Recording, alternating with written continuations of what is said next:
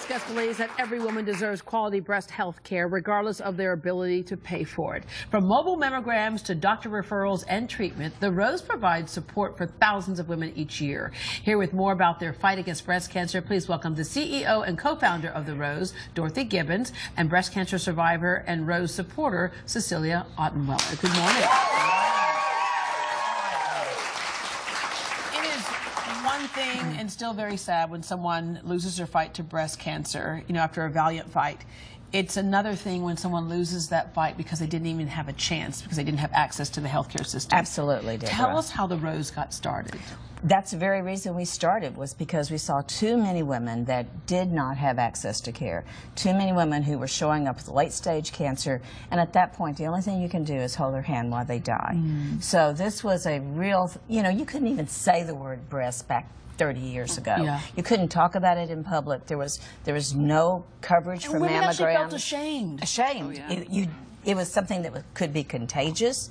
I mean, there were so many myths about what was important in mammography, what wasn't, and women, most of all, didn't value themselves enough, and, you know, didn't have the access. So it's not about just not knowing, it's about access to care. Yeah, and then there's Dixie Maria, that was the doctor who your co-founder with you on this, and so you understood that need out there. There were other people that kind of supported you in this march. It's around that time is when women started coming together and we were getting angry. It's like we're no longer going to be ashamed, we're going to get angry, and so we have Nancy Brinker up there who started, you know, Komen Race for a Cure to help organizations like The Rose carry on the mission. Absolutely. All right, Cecelia, the other thing that's important is not just a diagnosis, but the now what. Absolutely. And The Rose does a great job of that as well. Oh yeah, absolutely. I mean, that was one of the interesting things about my experience. I went through it twice.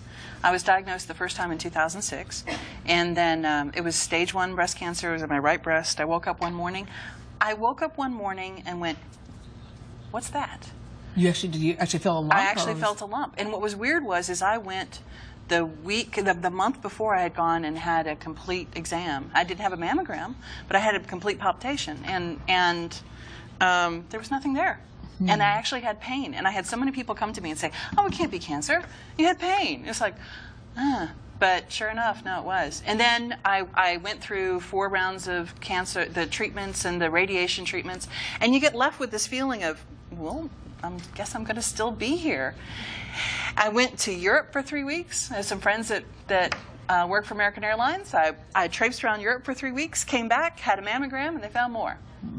Yeah. And so I had to go through it again. And you had the mammogram, but as we know, cost will stop a lot of women from having the first one. So with The Rose, tell us how it works, because, and first of all, I got to tell you, this is a state-of-the-art facility. Sometimes people think when you're giving free services that it's kind of like on the lower end of things, or the technology is not as good. This is the one that other breast centers and hospitals will look at and say, let's model it after The Rose. Absolutely. So tell us how it works, how we can help other women access. Well, 3 insured women help us to take care of 1 uninsured woman. And then we have all of these folks in the community that go out and do events and help us to raise the money to take care of all the other things we're going to need to do for that uninsured woman. All right.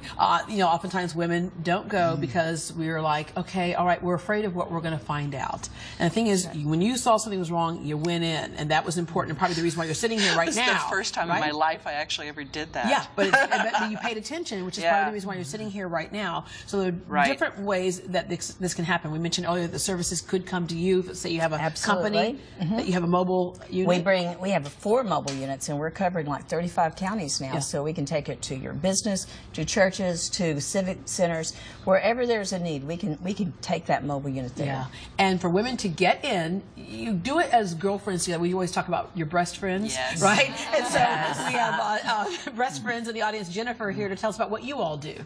So I'm a 3-year client of The Rose, and I decided to have a margarita and mammogram party to support my realtors. I'm a mortgage lender, so I got some realtors together, and these gals came, and actually one of them, Sheila, has never had a mammogram, and she's 45, and she used that to motivate her to get there. So I'm really happy that she came, and very exciting. So you do it together, kind of strengthen numbers, and then you talked about the dollars that you count on from the community, and one of their biggest supporters fundraisers are actually part of one local woman's legacy, and here with more on that and how you can help, welcome the co-creator of 30 for Anna, Daniel Barron. Good morning. Thank you. So just briefly on Anna, Anna was treated at or diagnosed at the Rose with inflammatory breast cancer, and we're thankful for the Rose because the Rose gave Anna 5 more years of life with her family and with us. And to thank the Rose, we created 30 for Anna, and 30 for Anna honors Anna's legacy, but also raises money for the Rose. And this year we're on our way to raising $50,000. Last year we raised $43,000, so we're hoping to get there this year. That's fantastic, because that translates into lives that are saved. So let me wrap up with, Dorothy, is that we always put the emphasis on Breast Cancer Awareness Month, and a lot of us, you know, the clock ticks, and you go, oh, I intended to go in October, and I just didn't get a chance to, so we think we put it off till next year. Don't put it off next year. Don't put it off. All year round, you can come in and get... All year round. Breast cancer happens all year round, so please, don't be afraid of finding breast cancer. Be afraid of finding it late. That's the truth. And the other thing is to have the relief of knowing it's not there. Yeah, absolutely. And you march on to the next year. Right. All right, ladies, thank you very much. And one thing I will say is we're seeing many more survivors today than ever before. And at one point, we will get there where breast cancer is nothing more than a nuisance as opposed to something that threatens your life. We're marching there. Services. Log on to greatdayhouston.com and click on the show links tab. All right, when we come back, a treat with the magic of Ben Jackson after the break.